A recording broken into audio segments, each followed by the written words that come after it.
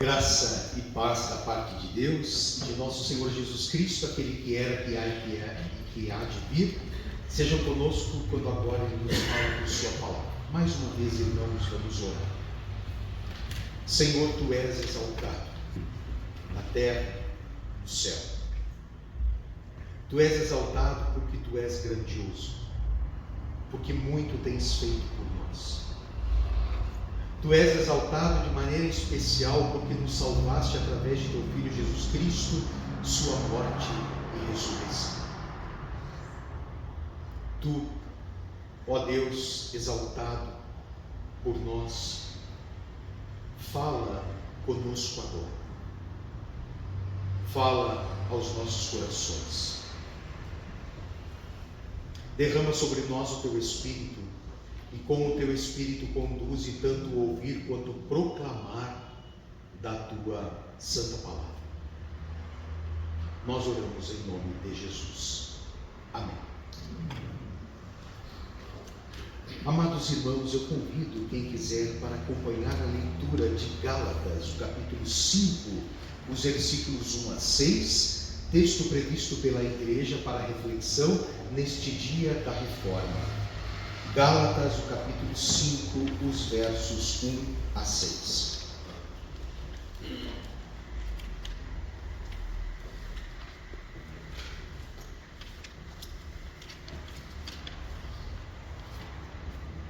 Escreveu o apóstolo Paulo: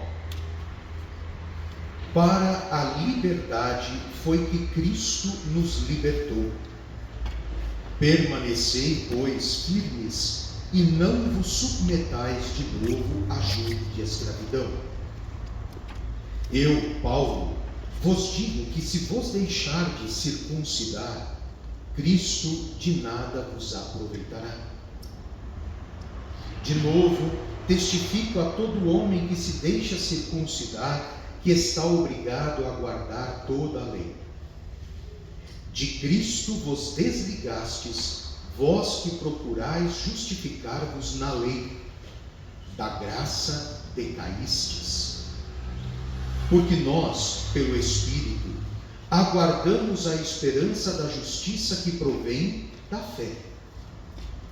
Porque em Cristo Jesus, nem a circuncisão, nem a incircuncisão tem valor algum, mas a fé que atua pelo amor.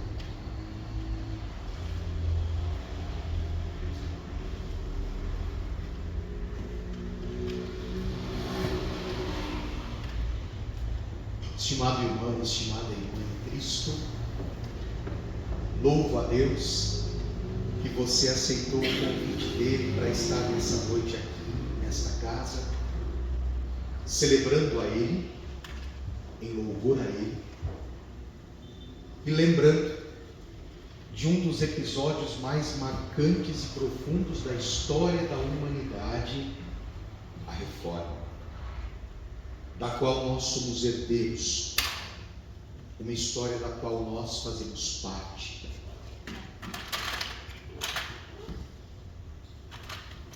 Eu até pensei em trazer alguma coisa muito diferente, muito inovadora para essa reflexão.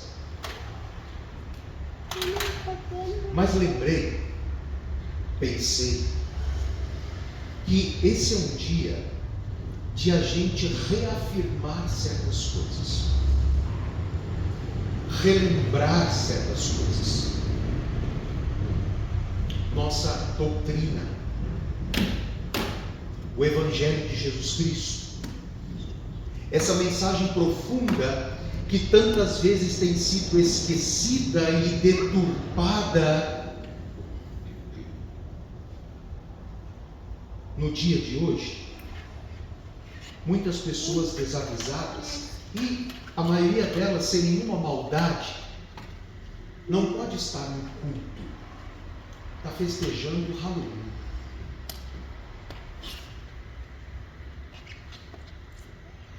Está celebrando a bruxaria, o ocultismo.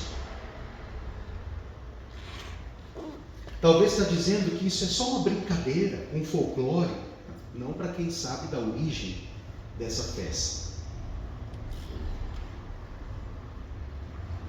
Mas nós nos reunimos aqui hoje para celebrar Cristo e sua palavra transformadora e redentora, sua palavra que faz a diferença na vida de todos nós. Queridos, a reforma luterana ou protestante foi o maior acontecimento na igreja cristã depois de Pentecostes. Você lembra bem o que foi o Pentecostes, o derramamento do Espírito Santo e, portanto, o surgimento da igreja cristã. Depois disso, 1500 anos depois disso, aconteceu a reforma. Você conhece a história? Permita-me só recordar isso. No dia 31 de outubro de 1517, portanto há 506 anos, na Alemanha, um monge agostiniano chamado Martim Lutero afixou nas portas do templo da igreja do castelo da cidade onde atuava, Wittenberg. Ele afixou ali 95 teses.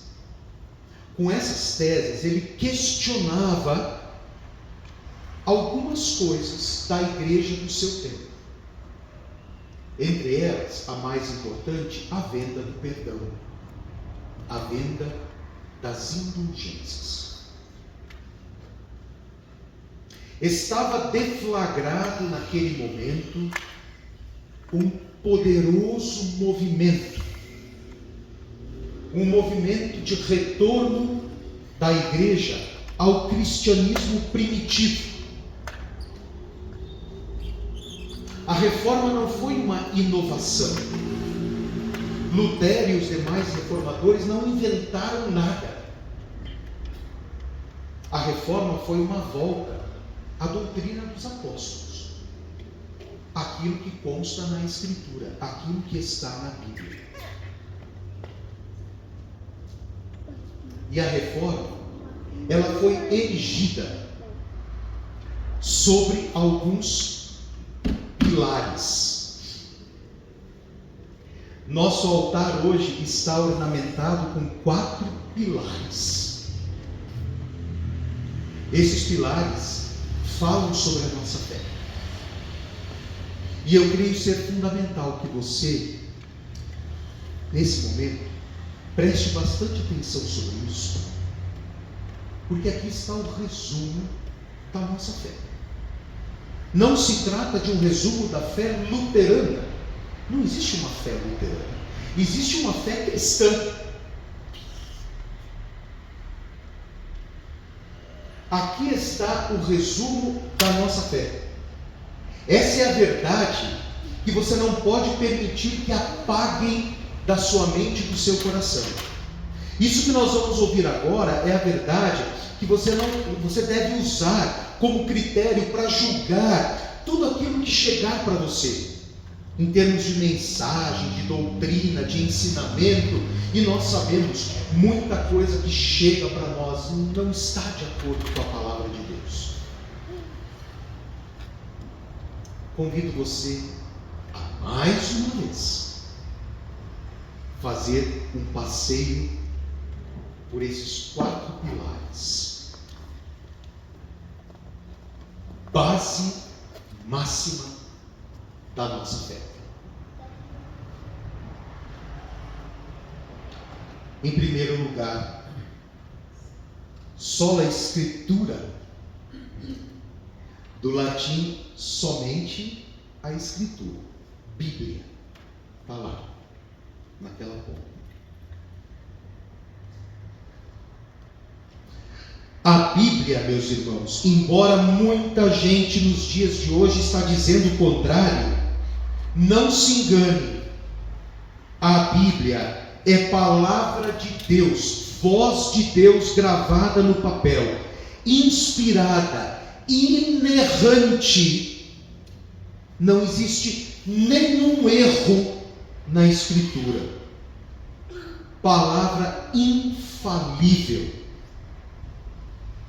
e suficiente. É nossa única regra de fé e prática. Você sabe? A Bíblia é composta de 66 livros. É uma biblioteca, na verdade. São 66 livros, escritos por homens santos de Deus. A Bíblia, meus irmãos, não é julgada pela cultura, nem mesmo validada pelas decisões da igreja. Ela está acima disso. Acima da cultura e das decisões da igreja. Ah, pastor, os tempos mudaram, então nós precisamos ler de uma maneira diferente os textos bíblicos. Não, a Bíblia está acima disso.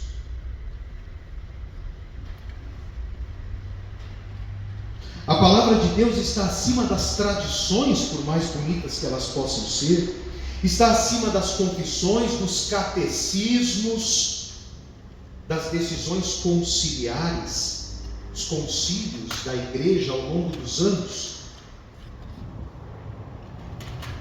Isso tudo está abaixo da Bíblia. A Bíblia, ela é sempre atual, sempre viva, sempre poderosa e sempre eficaz. Ela é eterna. No Salmo 19 diz que a palavra de Deus restaura a alma, ilumina os olhos, dá sabedoria aos simples. Por meio dessa palavra de Deus nós nascemos, crescemos e somos fortalecidos.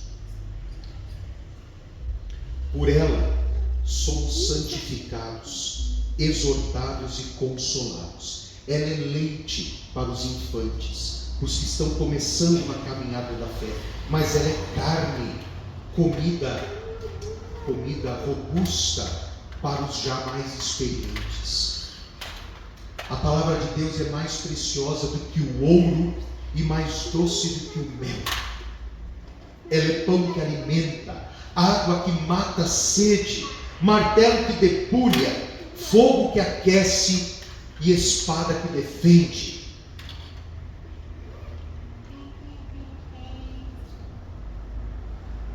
Só entende isso que eu estou falando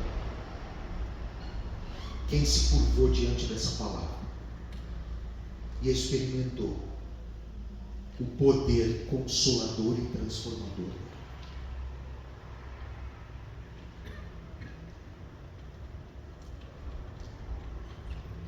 Por isso, a reforma vai dizer em alto e bom som: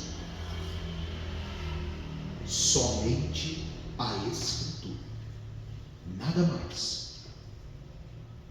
Todo o resto, tradições, ensinos, concílios da igreja, tudo isso está abaixo da Escritura. É na Escritura que Deus fala comigo e com você.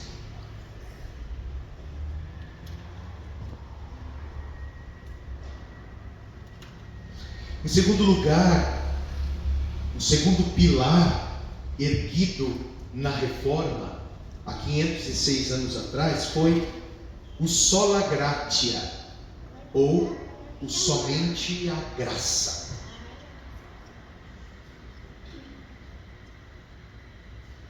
O que isso nos ensina? Que a salvação é totalmente de graça.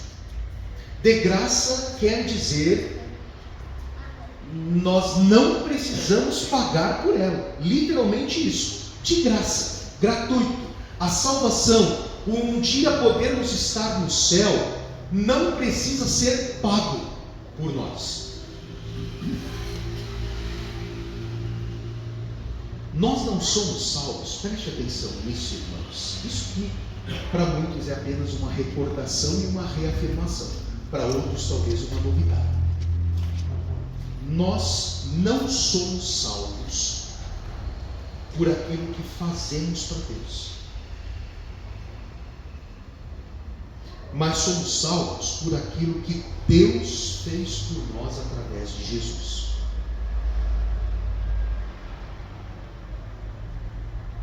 Não são as nossas obras, por melhores e mais santas que sejam, que nos levam ao céu. O que nos leva ao céu é a obra de Cristo na cruz.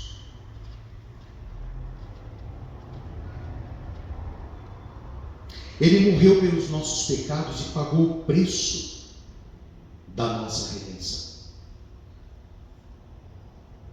A vida eterna não é uma conquista do mérito humano, mas uma obra da graça de Deus. A vida eterna não é uma medalha de honra ao mérito que ostentamos, mas um presente do Rei, recebido por um mendigo que somos nós. É assim que somos diante de Deus, mendigos. Nós não temos nada que oferecer. Ele nos presenteia gratuitamente com a salvação. Por isso nós dizemos que a salvação é somente pela graça e não pelas nossas obras. Somos salvos totalmente pela graça, para que toda a glória seja dada a Deus, e nenhum de nós possa dizer: eu conquistei a minha salvação, porque fiz muitas boas obras, porque ajudei muitas pessoas, porque fui fiel à igreja. Não se engane. Se você um dia estiver no céu, não será por causa disso. Se você um dia estiver no céu, é por causa daquilo que Cristo fez por você na cruz. Nós somos salvos por graça, de graça.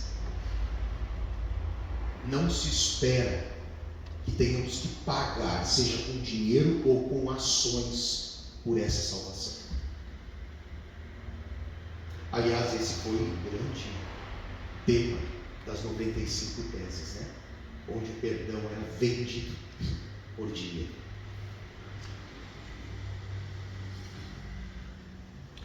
Em terceiro lugar, sola fide. É esse aqui. Somente a fé.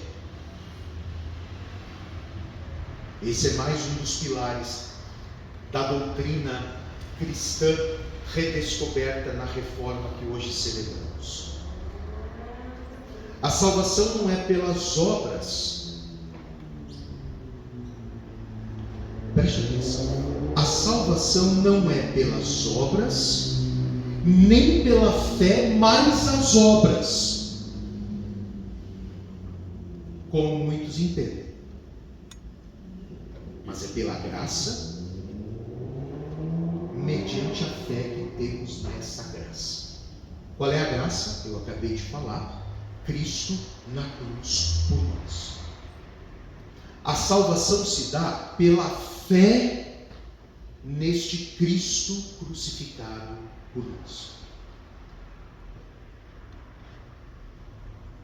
As boas obras, elas são importantes, mas elas não são a causa da nossa salvação, elas são a sua evidência. Não fazemos boas obras para sermos salvos,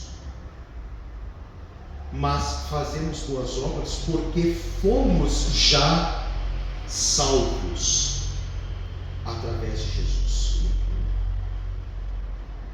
Fé e obras não estão em conflito. Uma é a causa, a fé, a outra é a consequência, as obras. Onde tem fé de verdade, na raiz, existem obras como fruto. Isso já disse o Senhor Jesus, lá em Mateus: pelos frutos os conhecereis. Onde existe fé de verdade, como raiz, existem boas obras. Mas não é uma fé em ídolos, ou uma fé na fé, é fé em Jesus Cristo. É essa fé que nos transforma e nos faz ser pessoas que produzem boas obras. Não mais como forma de aplacar a ira de Deus e conquistar a salvação. É que Ele já nos deu a salvação através de Jesus. Então agora eu faço boas obras como fruto da fé que eu tenho nisso. Olha aqui, meus irmãos, vocês tomem cuidado com isso. Vocês não pensem nunca na vida de vocês: eu vou para o céu, eu sou bonzinho. Eu vou para o céu porque eu pago a contribuição da igreja. Eu vou para o céu porque eu não perco um culto. Eu vou para o céu porque eu ajudo os pobres. Não. Você vai para o céu se você crê em Jesus Cristo. Embora, se você crê de verdade em Jesus Cristo, você vai agir em favor dos outros. Todavia, somos salvos sola fide, somente pela fé.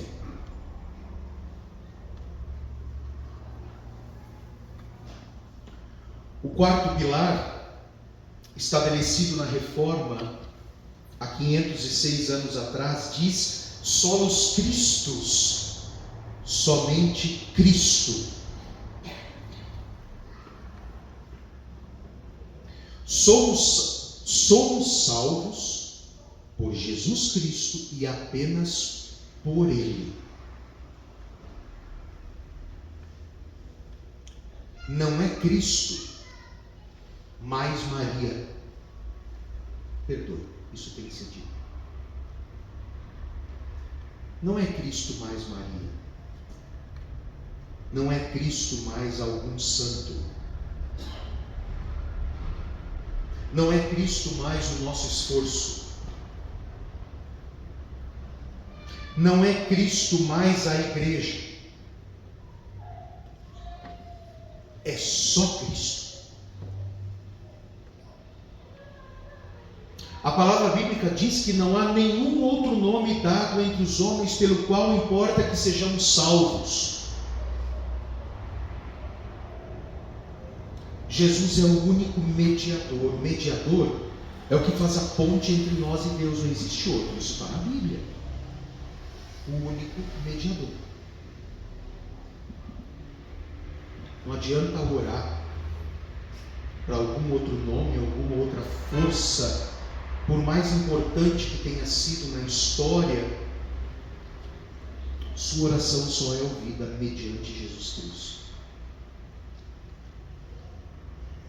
E esse Jesus, através do qual nossa oração pode ser ouvida,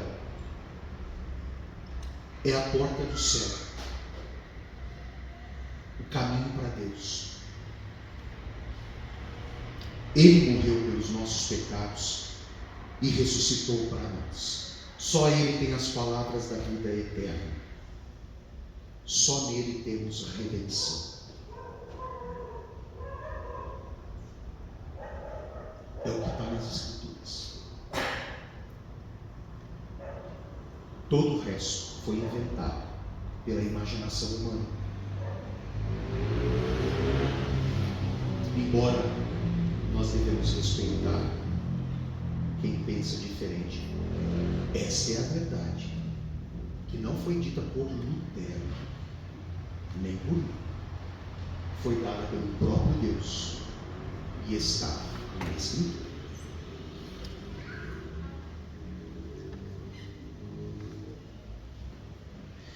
Bem, eu já falei dos 4 pilares, mas embora na Reforma se tenha estabelecido 4 pilares que sustentam a nossa fé, ao longo dos séculos, um 5º pilar foi estabelecido. Ele não vem exatamente da Reforma, Por isso ele não é um pilar doutrinário, mas está de acordo com a vontade de Deus e com a palavra de Deus. Por isso eu quero falar dele ainda antes de terminar essa reflexão. O quinto pilar seria o soli Deo Gloria, somente Deus a glória. Isso não é, repito, você não encontra isso na história da reforma. Isso vem depois. Alguém trouxe isso à tona, mas está muito correto. Soli Deo Gloria, do latim somente a Deus a glória. A salvação foi planejada por Deus, é executada por Deus e será consumada por Deus, para que toda a glória seja dada a Ele. Tudo provém dele, que nos reconciliou consigo mesmo por meio de Cristo. Fomos salvos pela graça e do começo ao fim a salvação é obra dele e não nossa. Porque dele, por meio dele e para ele são todas as coisas, escreveu o apóstolo Paulo. Não há espaço aqui para o ser humano se vangloriar. Deus não divide sua glória com ninguém. Por isso, que o nosso coração esteja nele e se renda a ele, para dar-lhe louvor e render-lhe toda a glória que só o seu nome merece. E que a paz de Deus, que é maior que todo o nosso entendimento, guarde os nossos corações e as nossas mentes em Cristo Jesus. Amém. Amém.